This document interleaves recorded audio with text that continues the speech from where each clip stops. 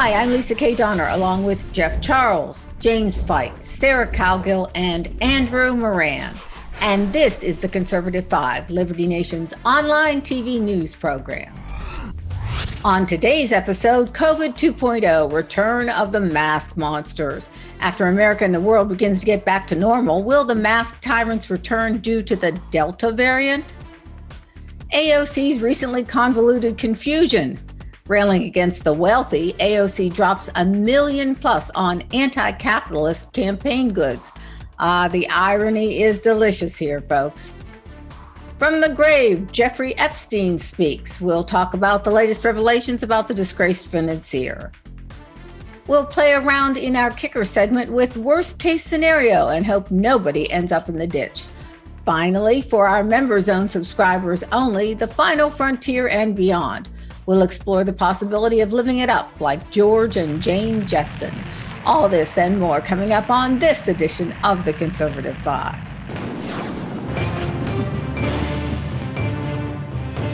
Just when America seems to be getting ready to go back to work and play, along comes a new variant of coronavirus with which to contend.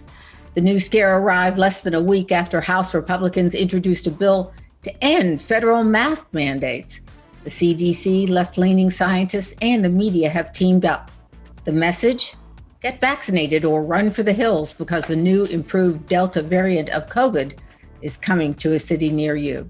The talking heads on cable news are nearly giddy with excitement and poised to issue their call to action. Mask up, comrades. Well, folks, if you take a glance at the CDC website, you'll notice COVID cases are up. But the number of deaths that no one seems to be talking about are down. Could we be seeing a very contagious variant of a coronavirus that is running out of steam? It sure is a good way to scare people into compliance. Andrew, our man north of the border, what do you think of this latest push to dust off your paper mask?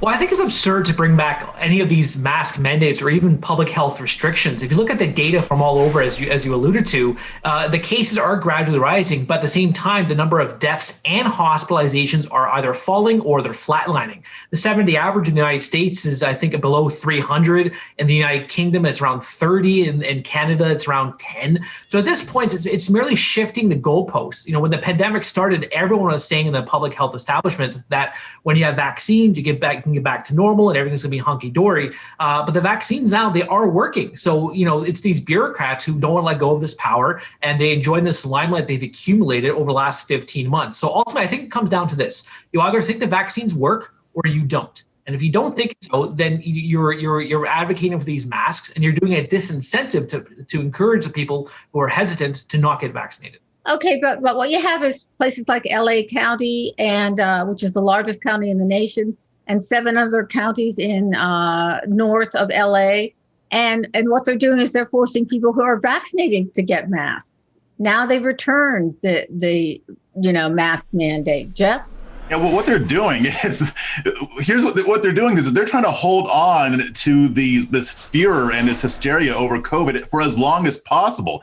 That's why they're fear-mongering about this Delta variant. I mean, the adherents of COVIDism and maskianity want this to continue as long as possible. They see that the vaccines are working. They see that people are not trying to go to wear these masks anymore, especially now that we don't need them. And they're still trying to enforce lockdown orders. Like there is talks of bringing them back in some states and of reestablishing mask mandates. They don't want to let this go. It's become a lifestyle. It's become like a religion to them. So I'm not surprised to see this, because I figured that once it started petering out, then they would find some other way to pull us back in. I don't think it's going to work. There's not enough political will for this to happen. The American people are tired of it. Polls are showing that. So this will be yet another failed strategy.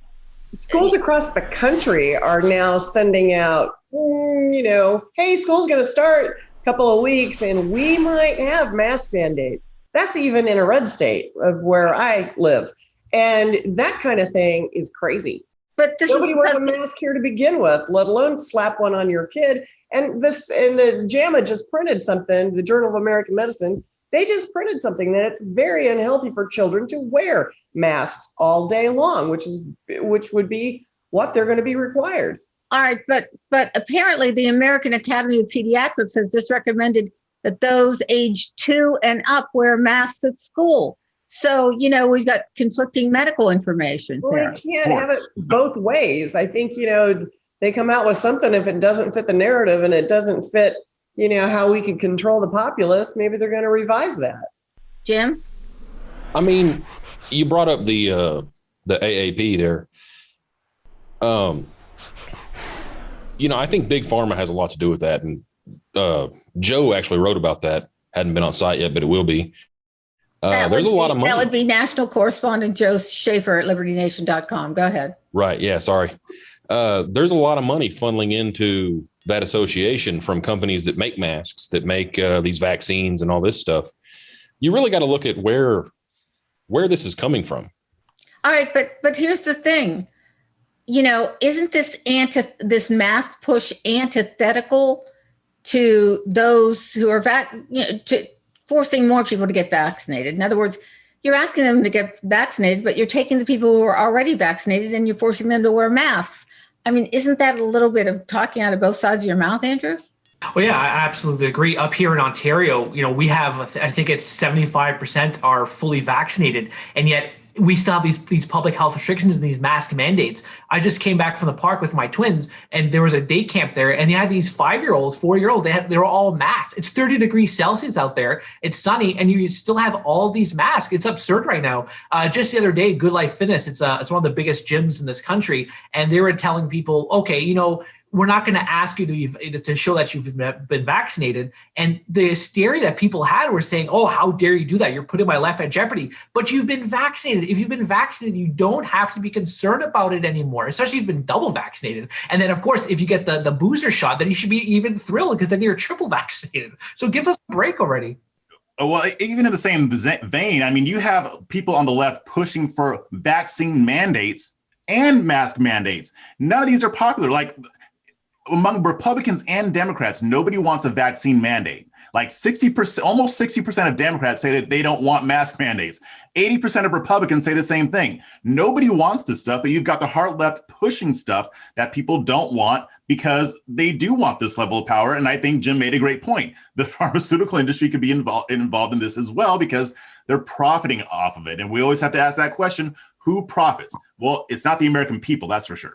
Well, and then, of course, Lisa is right, though. I mean, if you're saying, get vaccinated and people get vaccinated and you still have these mask mandates, then that's going to discourage anyone from getting vaccinated who is sitting on the sidelines. But they're saying, well, if I still have to socially distance, I still have to get wear a mask everywhere I go, then what's the point of me getting a vaccine? Right. Moderna. Well, it's being pushed all over the news networks on social media. Today alone, I saw 4 major markets. We're talking about Atlanta and Chicago and New York and LA, 4 major markets that are reposting the story. And these are news outlets, the story that, how sad it is that doctors now have to go in and tell patients dying of COVID, well, if you'd only gotten the shot, and that's being pushed all over the place. It's like, are you kidding me? Well, I mean, people are getting vaccinated and still getting sick. So that's kind of what leads a doctor to go in to tell a patient, well, if you'd only been vaccinated. Well, but the vaccines in large part are working. I think you've got maybe 10,000 or so that we've had breakout cases. But, it's interesting. Yesterday, we took my sister for an outing at the National Museum of Art here in Washington, D.C. We went there specifically because they did not have a mask mandate. I was amazed at the number of people, Jeff, that were wearing masks. I'm in Austin, Texas, and I've seen the same thing. Probably not as much as in the DC area, to be fair. But I mean, even out here, I will say that most people, when I'm going into the coffee shop where I go to write, or if I go to the supermarket, most people aren't masked up, but some are. And you can just tell how used they are to having them because they still follow the rules that we were doing during the pandemic, before a lot of these mask mandates were lifted, when they sit down, they take it off, or some of them leave it on even when they sit down. That's why I refer to this as maskianity, because it's almost like a religious observance. Some people may not even realize that they're doing it, but others are just really into this stuff, and maybe they're just having a hard time transitioning back to normal. I mean, I don't really get it. But okay. Jeff, it's all about the droplets. You got to worry about the droplets. That's my Fauci impression, if everybody doesn't know. All right. So once around the horn before we end this segment, will we or will we not in the next month see a national push for mandates from Biden and company? Yeah. Andrew. Yeah, well, you and I, we said they would be this past spring. You asked that same question. We said that would they bring back mask mandates? And they are. So yeah, you and I were right on this one. Jeff? Oh yeah. There's going to be a huge push for it from the hard left, and there's going to be a huge backlash from people like you and I on the right and the left. Fair enough. Jim? No doubt in my mind they'll try. The question is, will it actually work? And Sarah? Oh yeah. 100%, 100%. Yeah. I have to agree with all of you. Here at Liberty Nation, we follow the ins and outs of this pandemic, and we'll keep giving our audience the latest information possible and preparing you for the upcoming tyranny. Thanks, panel, and stay safe, and most of all, stay calm, America.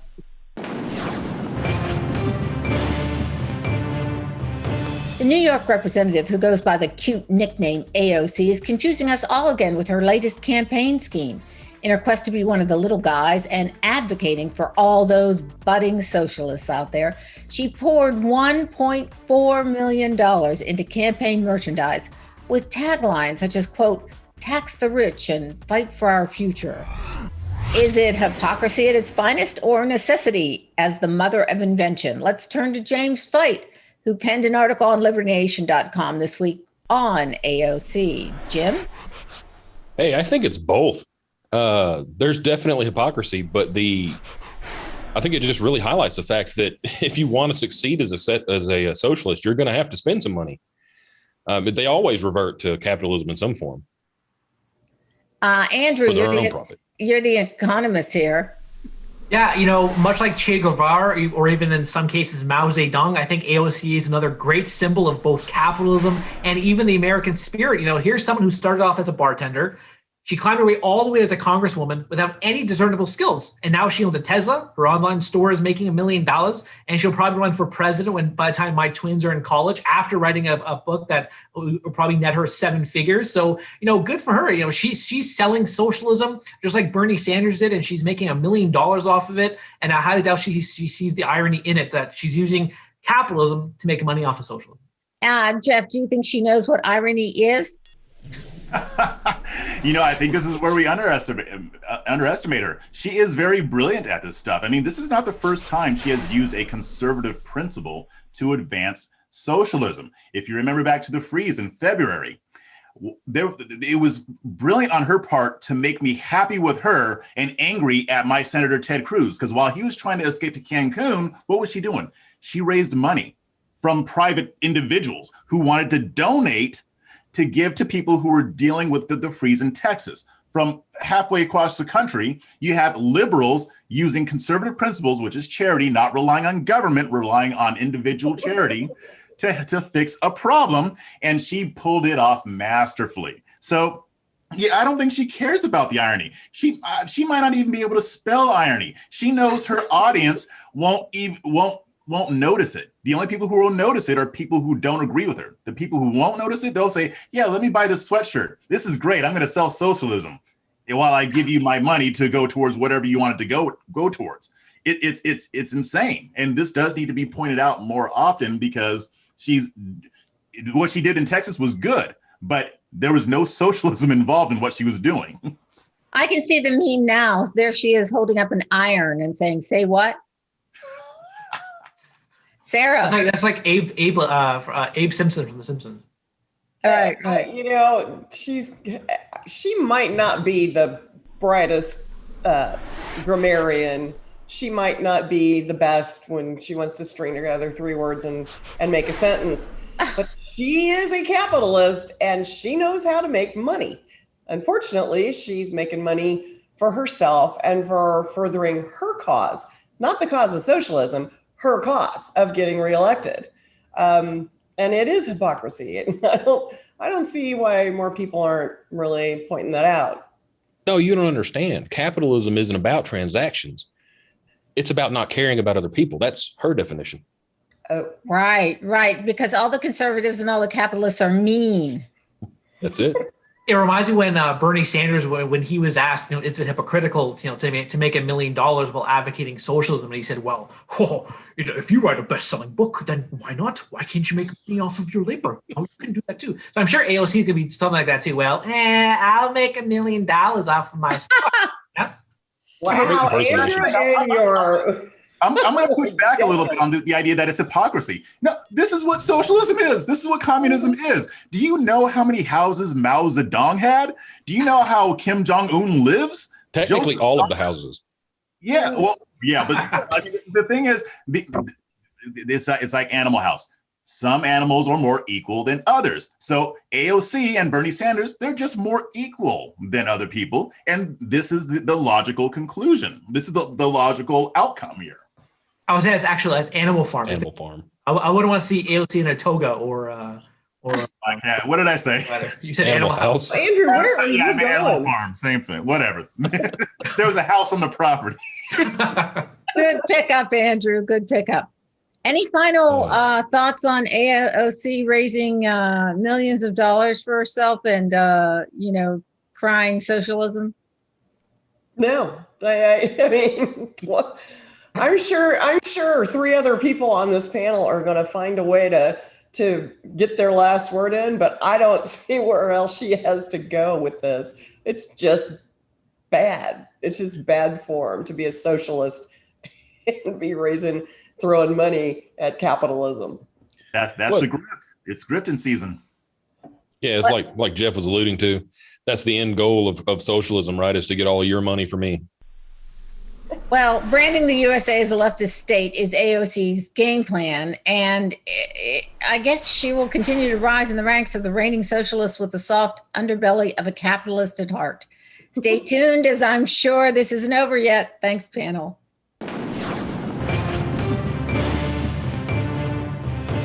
A new book, Perversion of Justice, the Jeffrey Epstein story, was released this week, and it's making waves with a carefully crafted explanation of the man's suicide while in custody. Questions persist as to why Mr. Epstein, under a suicide watch, under surveillance cameras, ended up dead. The book is penned by Miami Herald reporter Julie K. Brown, who broke the first story on Epstein that caused his house of cards to crumble. The book is getting a lot of media attention for its in-depth and detailed account of the fall of the high-flying financier.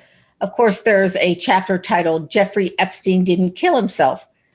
But did Brown do anything more than create additional confusion? Sarah, you've covered this story over the last couple of years. What do you make of the latest Jeffrey Epstein novel / nonfiction?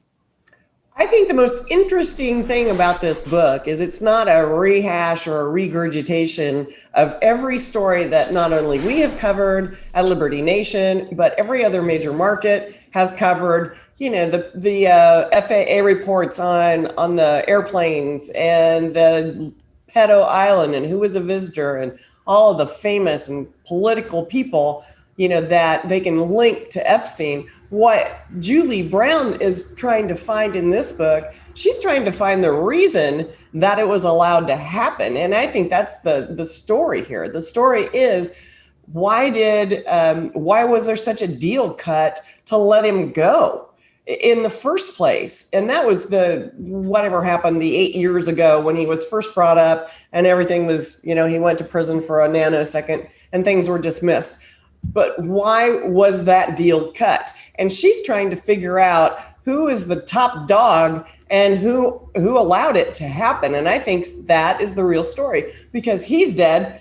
But moving forward, we might find other people, and that's where it needs to go next. And I think it's a brilliant piece of work.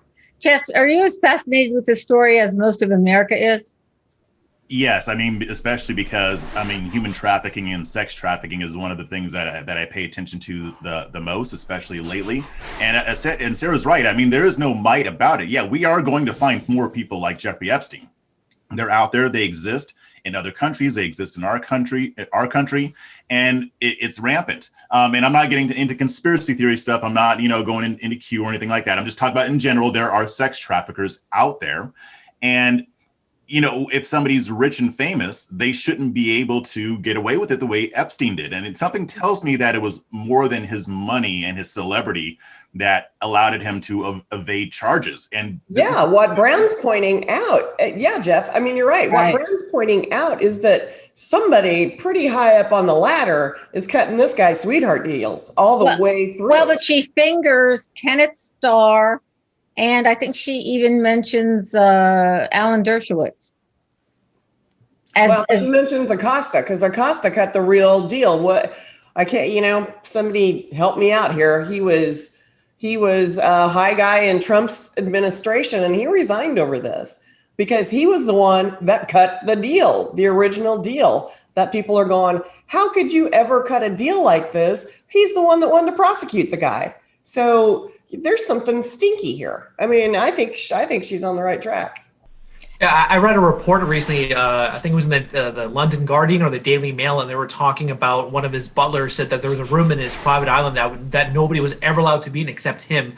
And apparently, inside that room, there were 2 security boxes and a steel safe. So I can only imagine what's inside of these 3 things. The names, photos, or anything else that would have destroyed some of these most rich, powerful people.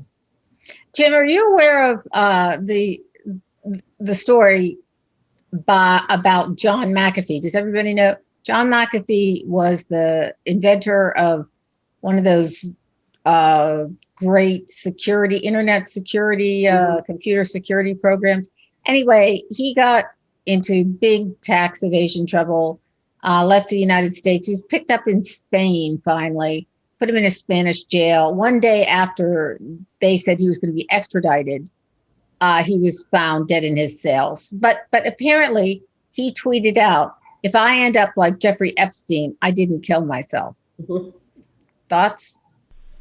Well, look, I'm from Arkansas, so I'm no stranger to the stories surrounding the people who have as yet been named that are linked to this. And I'm going to keep it that way because I'm from Arkansas. But yeah, no, we'll put it this way.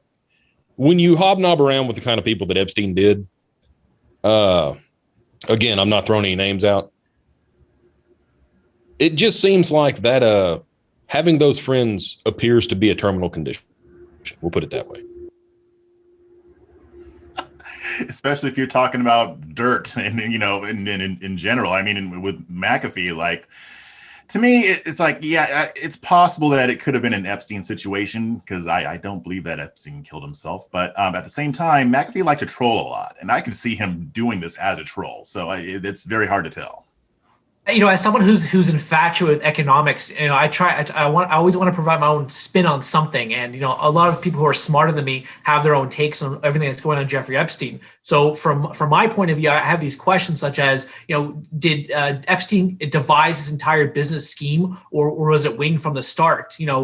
Did he host these parties with the idea of luring in these hedge fund managers and then striking a $20 million check? So a lot of questions from a financial standpoint and a business perspective that will hopefully be answered in the future. Well, it's not over until it's over, according to the baseball player Andrew Yogi Berra. Okay, I was thinking Lenny Kravitz. It's a great song. Well, Liberty Nation has covered Epstein's exploits over the last decades, as well as the plight of his own associates. His former girlfriend, Ghislaine Maxwell, remains behind bars. So for more information on Epstein and his sordid backstory, go to libertynation.com and see for yourself. Thanks so much, panel.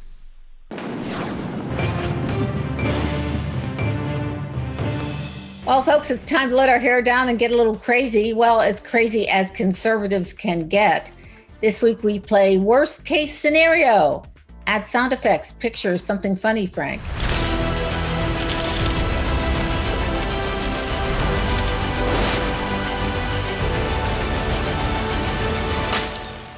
Anyway, worst case scenario is where the panel gets to choose the best option for survival or sanity. I'm going to call you out one by one and ask you to pick a number from 1 to 5. So from there, it should be pretty obvious. Are you guys ready? Sure. Yeah. All right, Sarah, ladies first. What number dost thou want? 3. Number 3. Here comes number 3.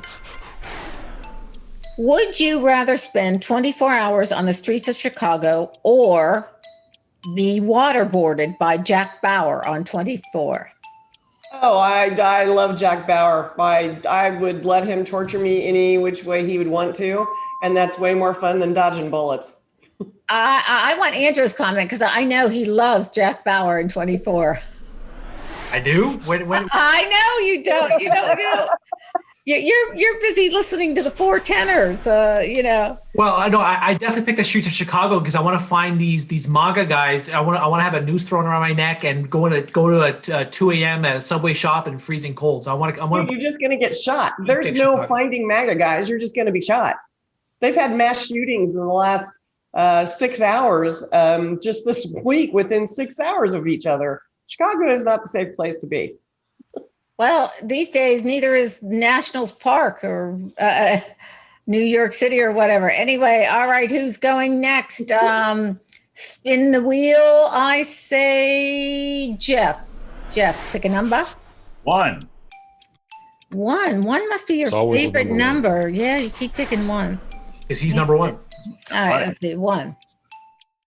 If you were on a lifeboat and needed to sacrifice one other survivor, would you throw Chuck Schumer or Harvey Weinstein overboard? This is tough. I know this is close. There's a lot I can say about Chuck Schumer, but Harvey Weinstein, I'd have to throw him overboard. Like, he's just too, I can't. I couldn't live with myself if I chose him over Chuck Schumer. So yeah, I'd have to throw him off. What do you think of his choice there, Jim? No, I think it's an easy choice. Both. Buy yourself even more time. Yeah, that's true. All righty, next one up. How about we go with Andrew? Number 4. Number 4. Here we are, sitting all day in a Funkin' Wagnalls mayonnaise jar. Anybody remember that? I'm probably too old. Who would you rather hit in the face first during a game of dodgeball? AOC or Joe Biden? Joe Biden, because maybe I can flirt with AOC. Oh, you think she's hot, huh? I think I'd have to hit Joe Biden too. I just want to shut him up. You know what? I'd pick AOC because I know that she could at least survive it.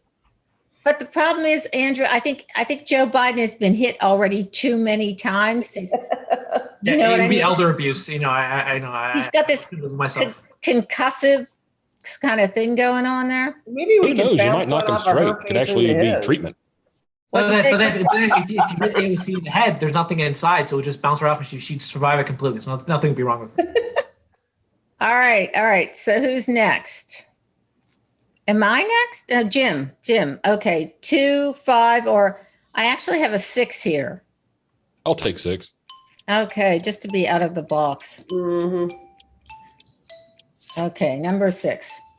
If there was a pill to make you healthy forever, would you take it if you would live forever with liberals? Oh, this is tough. Man, I don't know if I would take it just to live forever, but you throw I've got to live with liberals for the rest of my life and put up with them. No, I'll take my mortality. Oh, I don't know. Do you agree with that, Jeff? Well, I figure if it's just about health and you don't die from natural causes, then you might as well not take it, because under a liberal world, if it's just liberals, you're going to be dead pretty soon anyway. Yeah, I was going to say, yeah, what a choice. Andrew, any thoughts on this one? Just like a liberal, nothing comes to my mind right now. All right. I'm gonna try one because I actually didn't create these questions. Number 2, my trusty producer did. Would you rather watch Donald Trump speak for a week or have Nancy Pelosi nonstop in your headphones for 24 hours? Oh, for sure, Donald Trump speak, for sure. Nancy I don't, Pelosi. I would almost have to, I can't stand feet. I don't like anybody's feet. I think feet are ugly and they're horrible and they should keep them covered up. And the fact that I'd have to touch somebody's feet, I don't like that idea. I might have to just go insane with Pelosi in my ears. What do you think, Jeff? Could you handle Nancy for 24 hours or Andrew? Somebody. I'm with Sarah. I would suck it up and just go with Pelosi. Sarah, why can't you stare at the feet? You got to pick the feet sometimes. You can't keep looking. You can't keep hearing my voice for a week. You have to stare at some feet. Okay. That's what you got to do sometimes. I better not see anybody's feet in Sarasota. I'm just saying that out loud right now. Well, maybe we need Marco Rubio to decide whether Donald Trump's feet are too large or large enough or not. I mean, I plan to flip-flop it the whole time we're in Florida. Yeah. Oh, Lord. Say what? So I intend to flip-flop the whole time we're in Florida. It's gonna be a lot of It's money. like a liberal. No swamp monster feet hanging out with me. Wear shoes. All right, folks, we've had a good time. Hope you've enjoyed it. Thanks for joining us. And pop on over to libertynation.com for a little bit of sanity analysis and the very best in political humor, satire, our daily memes. And I would love to see at least one really interesting question. Maybe you can come up with number 7 for us, and I promise we'll answer it. Thanks so much. Have a great day.